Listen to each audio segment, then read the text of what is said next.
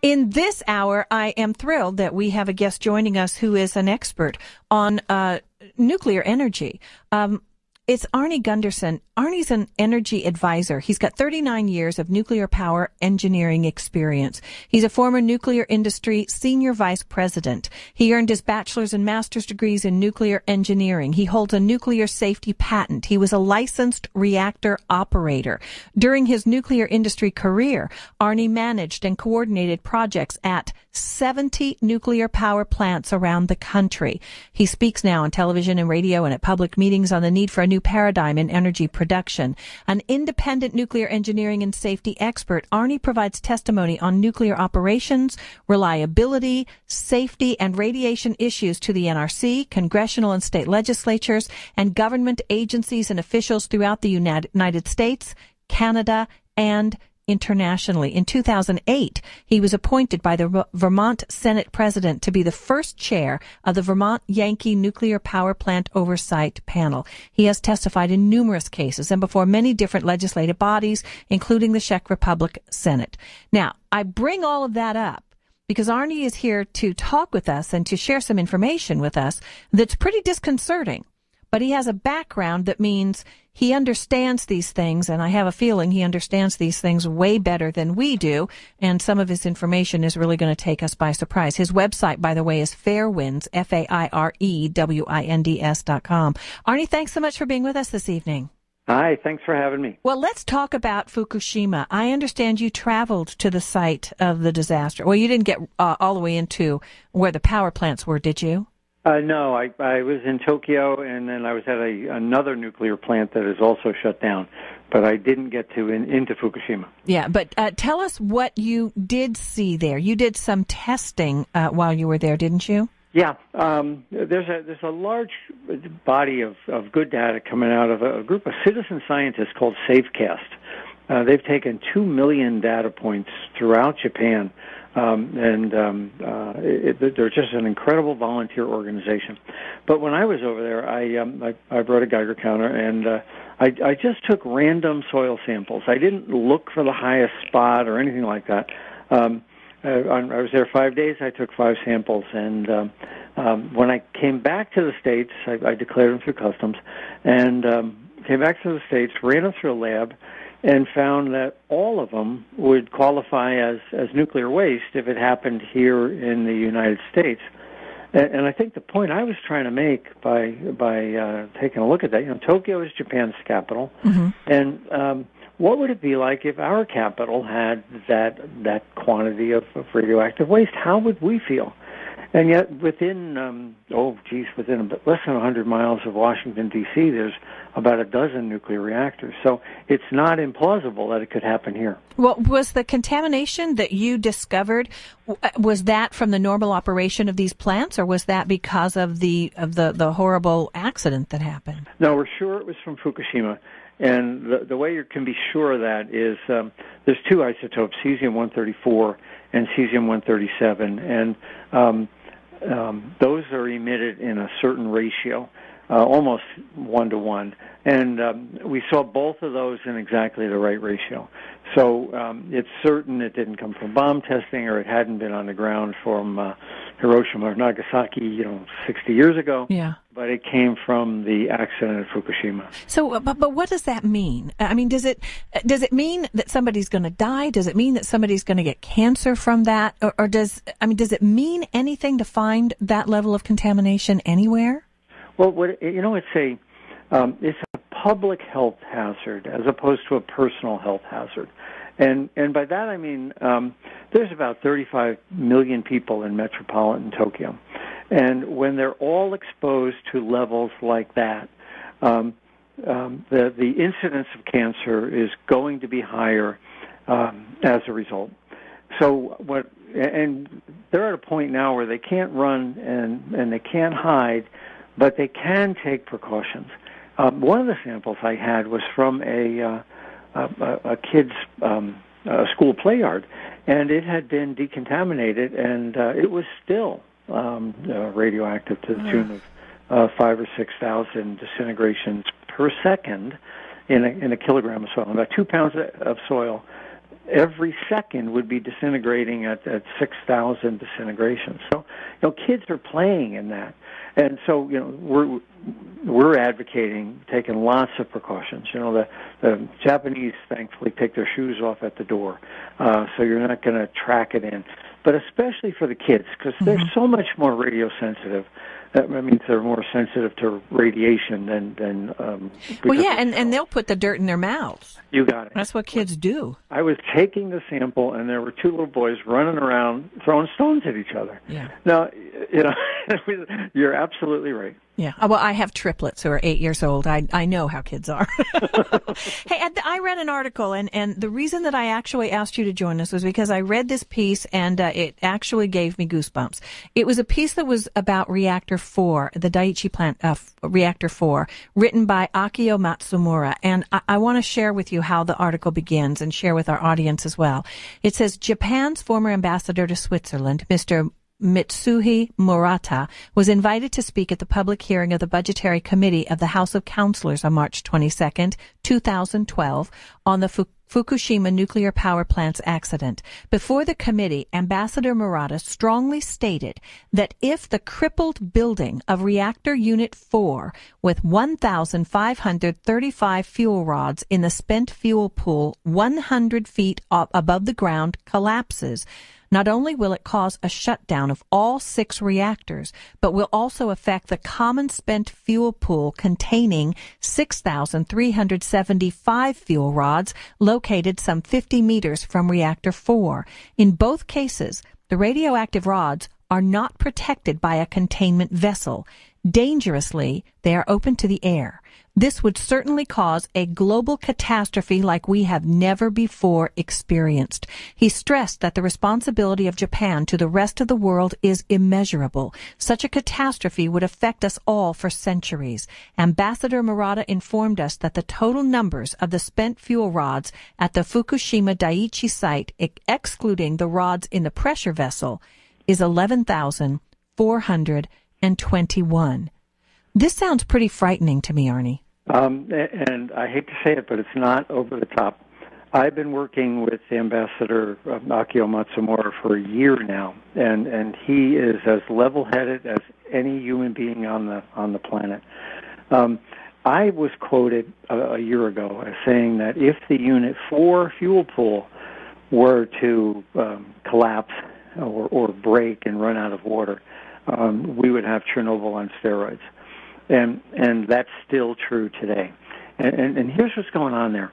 The fuel pools on this type of reactor, this Mark I design, don't have a containment building around it. They basically have the storage shed you go down to Sears and buy. They have oh Lord! They have a storage shed on the top. Uh-oh. And the storage shed was blown to smithereens. So the water in the fuel pool is now exposed directly to the atmosphere. And if there's a large seismic event, a 7 or a 7.5, less than the previous one because the buildings are damaged, but it would either crack the pool or make the building collapse. Now, there's one study done by Brookhaven National Labs, and it's about 10 years old, and it said in the event that the fuel is not cooled in a fuel pool, you can expect about 180,000 cancer fatalities. Okay, Arnie, I want you to hold on. I've got to take a break, but this is important. I want us to spend some time on this, so hold on with me. We'll come back and continue our discussion. 808-0810 is our telephone number, by the way. I'm Pat Thurston. Arnie Gunderson is my guest. We're talking about Fukushima, and you're listening to KGO. Arnie Gunderson is my guest. We're talking about Fukushima, what is going on there now. It's been over a year since the earthquake, the horrible earthquake and then the tsunami that caused the damage that it caused in Japan. And, of course, we know about the Daiichi plants there, and we were all watching it. And we saw that explosion that happened when they did the hydrogen release, and, we were all talking and all nervous. And what we thought, I think, Arnie, was that if there was going to be a really, really big disaster, that we were none of us know this stuff. You know this stuff. We don't know this stuff. We think about the China syndrome, and what we imagine is that suddenly this whole power plant starts sinking thing, and it goes way, way, way down, and then this big mushroom cloud comes up, and it's like an atomic bomb that's exploded right there. So that's what we thought, and we figured if that didn't happen, everything was probably going to be okay. They got everything under control. Tell us what the reality is, though. This is like a Chucky horror movie. You know, every time you think you got it killed, it comes back. Yeah. And the biggest problem still is that fuel pool on Unit 4. Yeah. You know, each of them. First off, there's this comment called safe shutdown, and you'll hear it if Diablo Canyon shuts down or San Onofre. They'll say the unit safely shut down. Now, what that means is the control rods fall in, but that only puts 95% of the heat away. Okay, now wait. When the control rods fall in, what they do is they get between the things that are reacting with one another and stop the reaction, the chain reaction from going? Okay. You got it. All right. But because the chain reaction already occurred, there's pieces of uranium called fission products that are left, and they give off about 5% of the heat from the nuclear reactor, and that doesn't stop. So, of course, what happened at Fukushima was because they couldn't cool that 5%, they had the explosions and the melt-throughs and all that kind of stuff. Right. So, and we still don't know everything that's going on inside there, do we? I mean, didn't I hear recently that it's so hot that the robots can't even function in there? Yes, the radiation exposure in the best reactor, which is Unit 2, was 7,000 R an hour. 1,000 R will kill you in about 15 minutes. So, you know, this is incredibly high radiation, so high that it would affect robot circuitry in an hour or two. So, how they're going to solve those problems is, you know, we're relying on technology that hasn't been built yet to solve those problems. And then the pools that have the spent fuel rods, and we're talking now reactor 4, this scary situation where you've got this structure that's all damaged, and this is sort of in the open air. I mean, it's covered with water, but it's up in the air and there's nothing covering it right now, right? Right. Okay. And what makes reactor 4 so bad is that not only does it have old fuel, like Unit 1 has fuel that's like 12 years old, and it's plenty cool. But Reactor 4 has 1-year-old fuel that had just been removed from the nuclear reactor and is now sitting in that pool. So if the pool were to leak or if the pool were to lose its cooling, it would either boil dry or run dry quite quickly. What happens then is the fuel rods get hot enough that the metal, called zircaloy, burns in air. It just sucks up the oxygen from air and burns. In which case, you don't have a meltdown. You've got a pyre of radioactive smoke going up, and so the comment that Ambassador Matsumura was talking about was that I think was that if the wind is blowing. Some of the time the wind blows out to sea, and thank God. If there was a savings grace at Fukushima, it's that 80% of the nuclear radiation went out to sea, and only 20% went inland. It could have easily have been just the other way, in which case Japan would have been cut in half for 300 years. Oh, my God. So the concern is that can happen if the fuel pool catches fire. And then if whatever has gone out to sea, whether it's come from the water that's leaked, because we know about that, or the water that was used to try to cool things down in the beginning after, the generators were shut down and everything, when the water goes out to sea, is that okay? I mean, it's radioactive, but the sea's really big. So does it make that not a dangerous situation? It makes it less dangerous. There's still the same amount of radiation, but like you said, the Pacific Ocean is a big place. And I suspect we'll see it working its way up the food chain through fish and ultimately winding up on people's dinner plates. But compared to it lying on the soil, like is happening in some areas of Fukushima, but could happen throughout Japan, compared to that, it's much less severe. Okay, let me ask you, and obviously I know nothing about this stuff, so it's all an education to me. Let me ask you about the pools themselves. They're not covered up. They've got these rods in there that are trying to cool down. Are they, while they're cooling, I assume they're still emitting radioactivity? Does the water prevent, is it not still going out into the air? Yes. There's some radiation being given off because the water is steaming and boiling. But you hit the nail on the head. For about 3 or 4, maybe 5 years, that water has to be cooled.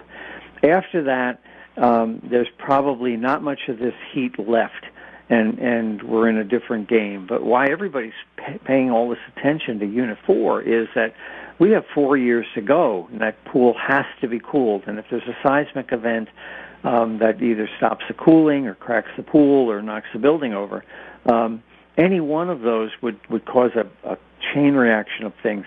That's the wrong word. Would cause a series of things to occur. First is the possibility of a fire, and once this fire starts, it can't be put out by water, it's called pyrophoric. When you spray water on it, it takes the oxygen from the water and then gives off hydrogen, which then explodes and makes it worse. So this is not something you want to pour water on. But the other part that Ambassador Matsumoto was talking about was it's highly radioactive, so that the entire site would become very difficult, if not uninhabitable. So the concern about the other fuel pool was that if this pool were to go dry, and let's assume it didn't fall, but it went dry 100 feet in the air, it would be like a beacon, but instead of a beacon of light, it would be a beacon of radiation and bathe the site in high levels of radiation.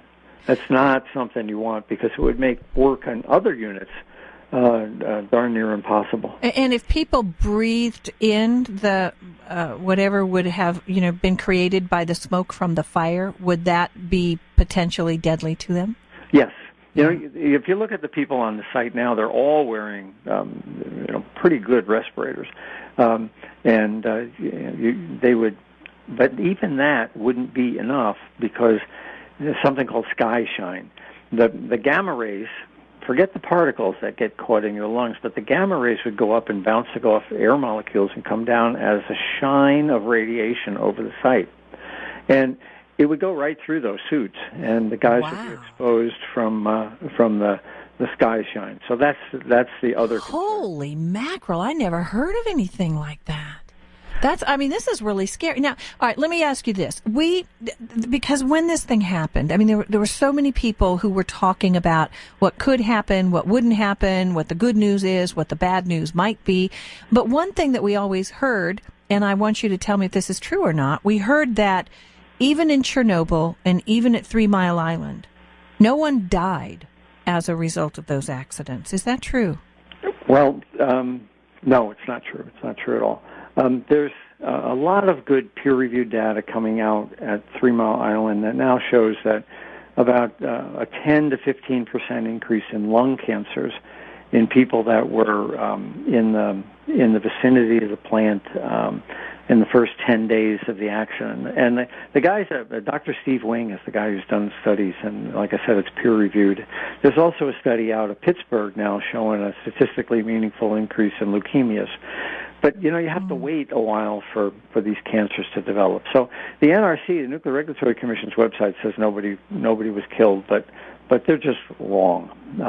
They're protecting the industry, aren't they? Yes, I've said that for a long time, and Congress is controlled by the industry, and Congress appoints the people that run the commission, so they're controlled. What a cozy relationship. Yes. Now on Chernobyl, there's some books out on Chernobyl that show something on the order of a million a million cancers from the Chernobyl accident. Now the nuclear industry will say 28, which was the number of firemen that died in the first month. There were people called the liquidators, and they would grab nuclear fuel that was lying around in the yard, throw it into the nuclear reactor, and they would be exposed for about 5 minutes. They were in the military, 600,000 of them. They would work for 5 minutes. They were given their discharge papers, and they were sent home forever. Wow. And of the liquidators, about 100,000 of those have already died of cancer. So Holy mackerel. So there's a great book out by a guy named Yablokov on Chernobyl, and there are other books as well. Hey, Arnie, I know that you're supposed to only be with us till 5:30. Can you stay a little bit longer? Sure. Okay, good. I've got to take a break here and get some news in, and then we'll continue our discussion. Good evening. I'm Pat Thurston. My guest is Arnie Gundersen, and we're talking about Fukushima right now. And, there are people who are probably just tuning in. I gave a pretty lengthy introduction to Arnie and his credentials. Arnie, how would you sum it up? If you were going to tell people what your expertise is and why you know what you're talking about, what would you say? 40 years, former senior vice president in the nuclear industry, worked at about 70 different nuclear plants.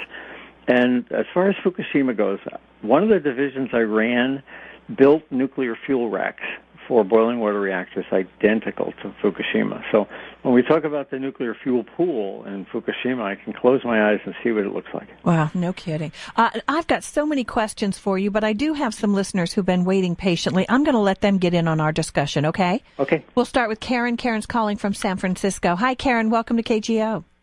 Thanks for taking my call. I had a question about the super rich and Silicon Valley backing hundreds of more nuclear power plants in America. I think the owner of Facebook and Peter Thiel, spelled Thiel, Thiel. Yeah. And that they want more nuclear power. And the whole insurance issue, why is the government giving insurance to these new nuclear power plants when it's so obvious that they're not safe? And I wanted to get into this discussion with you a little bit, Arnie, because the kind of reactor that we're talking about at Fukushima, that you said that's the Mark I design, is that substantially different from the nuclear power plants that exist today or the ones that would be built if there were new plants to be constructed? Well, on the West Coast, there's only one like it, and that's up at Columbia, up in Washington State. The reactors you've got in California are pressurized water reactors, and it's a boiling water reactor. But the issues of when the control rods fall in, only 95% of the heat is removed. That's a law of physics. It's interesting because we've been told that what knocked out Fukushima was the tsunami, and the tsunami killed the diesels. That's not what happened. What happened was the tsunami knocked out the water pumps that are right along the ocean. And the water pumps cool the diesels. So even if the diesels hadn't been cooled out, even if they were on top of the Golden State Bridge or something like that, they would not have been able to be cooled because the ocean had destroyed the pumps. Then you've got that up at Diablo Canyon, you've got that down at San Onofre, where the water pumps have to be at the ocean because that's where the water is. So the underlying accident, whether or not it's like Fukushima, is something called the loss of the ultimate heat sink. And ultimate is the key word there. So that the NRC is finally getting around to looking at that, but it'll probably be 5 or 6 or 7 years before they come up with a plan on how to secure those pumps that are down by the water and keep those reactors cool. Well, what plants that are being constructed today, are they safe? Well, there's only 4, and they're all in the South. The plants that are being constructed are a different design, and they will run without power for 3 or 4 days, which is a good thing. But in the process, they've added. It's like when you solve one problem, you create another. They could not have withstood the earthquake at Fukushima. They're not even licensed to go in California because your earthquakes are much more severe than we have in the southeast. So, so to solve the problem of running out of electricity, they created a plant that is nowhere near as seismically tough. But the other point, and I think the listener was onto it, is the cost. These things, San Onofre cost about $4 billion for the 2 units. New 2-unit sites are now pushing $28 billion. Oh, God. So, and Wall Street won't touch them. So the only way they're getting built is by loan guarantees. It's sort of like, you signing a note. A liar loan? Your neighbor's kid wants to buy a car, and mom and dad won't chip in, so you sign a note for your neighbor's kid. Well, we've all done that. The United States has signed $16 billion worth of notes for these reactors down in the South that nobody will touch because they're too expensive. So if left to its druthers, if we really were capitalists, we wouldn't have nuclear power because they're so expensive to build. And as your listener also said, we also subsidize the insurance. They don't have to pay insurance because if they break, they would come out of the U.S. Treasury to fix. Fukushima is going to cost $500 billion. Yeah, and I know I've got more calls I want to get to, but part of this story that was published by Akio Matsumura, he sent a letter to Robert Alvarez, former senior policy advisor to the Secretary and Deputy Assistant Secretary for National Security and the Environment of the U.S. Department of Energy, because he wanted an explanation of what the potential impact would be out of the reactor 4 rods and the other rods that are there at the Daiichi site. And at the end, his conclusion is more than 200 times the amount of cesium-137 released at the Chernobyl accidents is estimated would be released. So what Akio says here is that many of our readers might find it difficult to appreciate the actual meaning of the figure, yet we can grasp what 200 times more cesium-137 than the Chernobyl would mean. It would destroy the world environment and our civilization. Is that true? Everything, I guess I would absolutely agree with everything except the last sentence, and I could actually give another example. Okay. There's more cesium in that fuel pool than in all of the 800 nuclear bombs that were exploded above ground in the 40s, 50s, 60s, and 70s. But, of course, it would happen all at once. It would certainly destroy Japan as a functioning country. Oh my God! And it would spread around the world and make life difficult the further move south of the equator if that ever happened. I think that's probably the lesson there, and that's why the critical issue. And I don't know why Tokyo Electric hasn't moved faster. They've got to get the fuel out of Unit 4. And now they're finally coming up with a plan where they're going to build a building over top of the building. And that's what they did in Chernobyl, isn't it? A sarcophagus? Yes, but this one is going to be a crane building so they can lift all the fuel out. Oh. The problem is the fuel is so radioactive, it has to be stored in a container that weighs 100 tons. So you need a pretty darn powerful crane to hold 100 tons. Yeah. So they're building a building outside of the building that's blown to smithereens that'll kind of go over the top. Right. And that will be the crane building to lift this 100-ton canister. Wow. Okay, and so we just have to pray there's no earthquake before that happens. Right. And, we have been, Akio and I and Bob Alvarez, I've known Bob since the 90s. He's a really smart man. Anyway, we have been pushing the Japanese to move faster. And I don't know why they're not. This is a problem that now they're talking about it being another 4 years or 5 years before this building is built. And like you said, earthquakes don't wait. Yeah, they're also talking about building more nuclear plants. Arnie, look, I've got to take one more break here, but I'm going to hang on to you, okay? Okay. All right, because I do want to get some of our listener questions answered. 808-0810. I'm Pat Thurston, Arnie Gunderson, my guest. This is KGO. Good evening, I'm Pat Thurston. Arnie Gunderson is my guest, and we're talking about issues concerning nuclear power plants, but specifically we have been talking about Fukushima. And Arnie, I do want to get some of our listeners involved with us again. Let's go to Roger in Alameda. Roger, hi, welcome to KGO. You're on with Arnie Gunderson. Go ahead. Hi, Pat. I do have a question for Arnie, and I wanted to say, first of all, that it seems like we're in the grips of some sort of economic and political insanity that continues to promote the nuclear industry as it is now structured. And sure, some people will make a lot of money, but is it worth damaging the Earth's environment to the extent that we can? And my question for him is as follows. My belief is that nuclear power generation at this point should be restricted to laboratories where people do research on it. I wonder what his opinion is. Should we be shutting all nuclear power plants down at this point? Should we be keeping just the existing and not building new ones? Or should we be looking to build new plants when the technology is safe? Those are excellent questions, Arnie. Yeah, they really are. I guess on my journey through life here, I started out as a nuclear engineer and thought that the math is very compelling and I could get excited about it and thought I was going to save the world. Then I became a whistleblower in 1990 and realized that the Nuclear Regulatory Commission wasn't doing its job, but I still believed in the technology.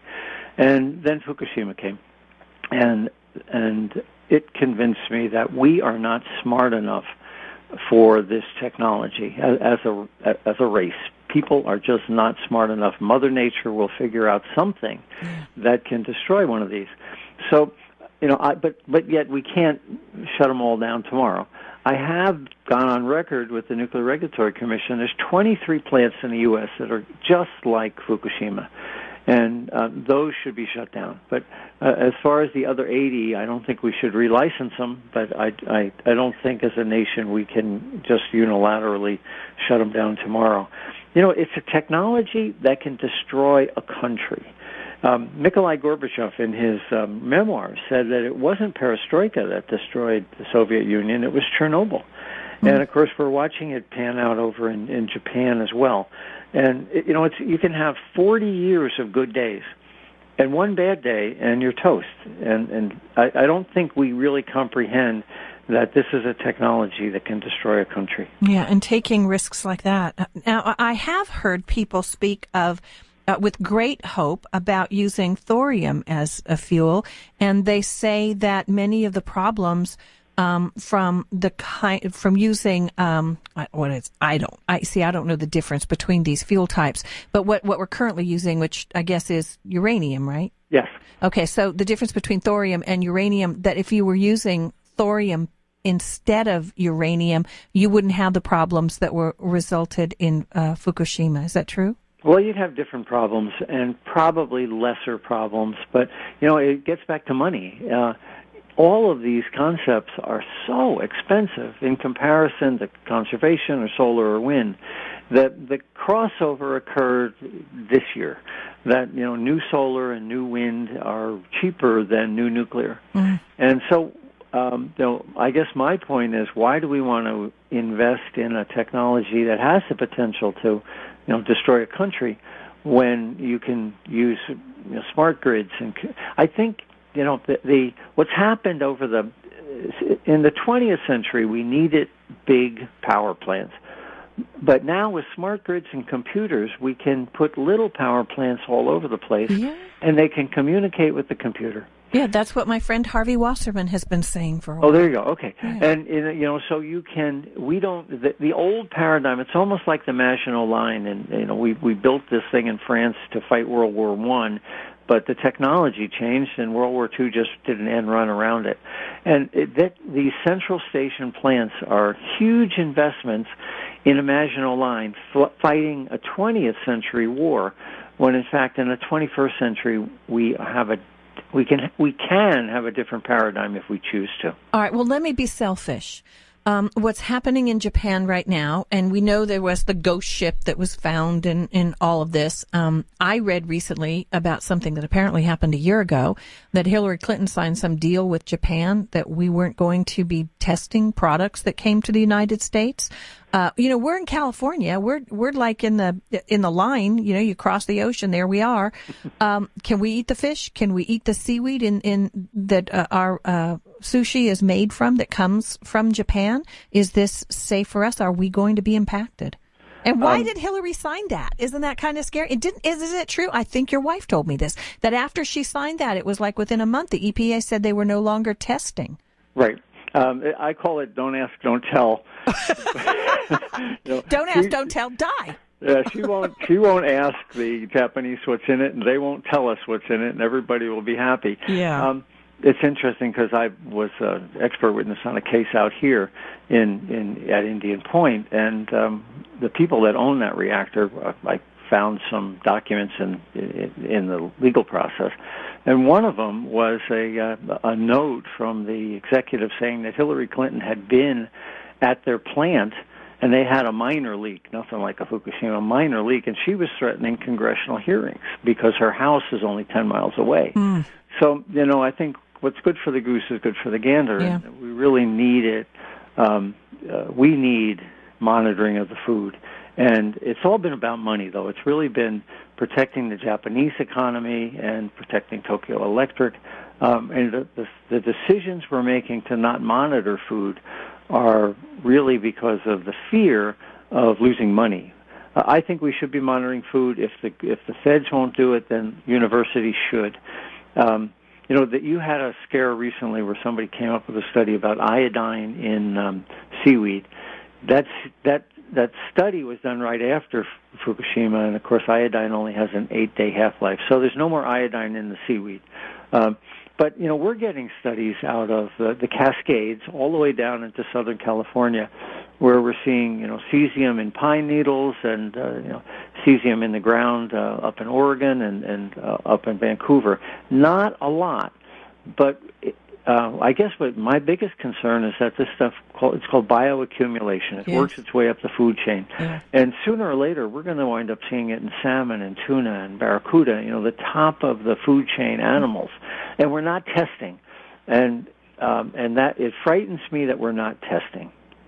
Maybe we should be starting to eat that farm salmon, because we always go for the wild salmon. Maybe we need a change. That's another problem. I love salmon, and I'm eating as much of it as I can this year because I'm not sure what 2013 will bring. That's so scary. Okay, we've got just a couple of minutes. Let's talk with Nathan. Nathan's calling from Oakland. Hi, Nathan. Welcome to KGO. You're on with Arnie Gundersen. Hi there. Thank you so much, Kat. And thank you, Arnie, for all the work that you've done over the last 13 months and keeping us informed and kind of putting this very complex issue into terms that are digestible for us laypersons. And I just wanted to say that given the dire and really apocalyptic warnings from Mr. Matsumura as well as Ambassador Mitsuhei at the recent conference in South Korea, it's clear that this issue is no longer, and really hasn't been for some time, is really no longer a Japanese issue and is the purview of the global community, given that it threatens essentially the entirety of life on this planet, and as such, the international community should be addressing it. And that's even something that I know that Ambassador Mitsuhei had called for, was the creation of an international scientific team to address spent fuel pool number 4. And so I just wanted to share with you and with the listeners that I've taken the initiative of creating a petition on the whitehouse.gov site that calls for just that. It asks President Obama to create the Fukushima International Scientific Advisory Team, and if it receives 25,000 signatures by the 8th of May, then it warrants a response, an official response from the administration. Good. And how do we do it? How do we get to it to sign it? Very easily. It's the URL is very simple. It's wh.gov/Q, capital U, lowercase I. Alternatively, if you go to the White House site and you navigate into the petitions area, it's now reached the threshold for being publicly searchable on the White House site. So if you were to type in Fukushima, you can check that out. So I appreciate that very much. I will go there and I will sign it, and maybe we can put that on our website as well to help other people link right to it. Thank you for that, Nathan. I appreciate it. I could talk to you for a long time, Arnie, but I think I want to sleep tonight. So, but I would like to call you in the future as we talk about these things, because they're not going away, at least not as quickly as we would like them to. Thanks so much for everything that you've done, and thanks for being with us today. Thanks for having me. Oh, wait. Before you go, I have an email here that I wanted to read to you. Pat is a longtime KGO listener. What does your guest think about nuclear power being low in carbon emissions compared to petrochemical generators? How do we inform these bedwetting eco-terrorists to see the big picture? Does that even make sense to you? Nuclear does produce less carbon than oil. But if that's all we looked at, it would be the way to go. But Peter Bradford, who's a former NRC commissioner, said trying to solve global warming by building nuclear power plants is like trying to solve global hunger by serving everyone caviar. And with that, thanks so much for being with us, Arnie. It's been a pleasure. Bye-bye. Thanks. You betcha. Arnie Gundersen has been our guest, and we'll stay in touch with him because he has so much to say. And I think, like our last caller said, he puts it into terms that we lay people, we who are not nuclear engineers, we who just really want to do the best we can to try to make ourselves energy independent without killing ourselves, we can really understand, and hopefully we can start making the right decisions in this arena.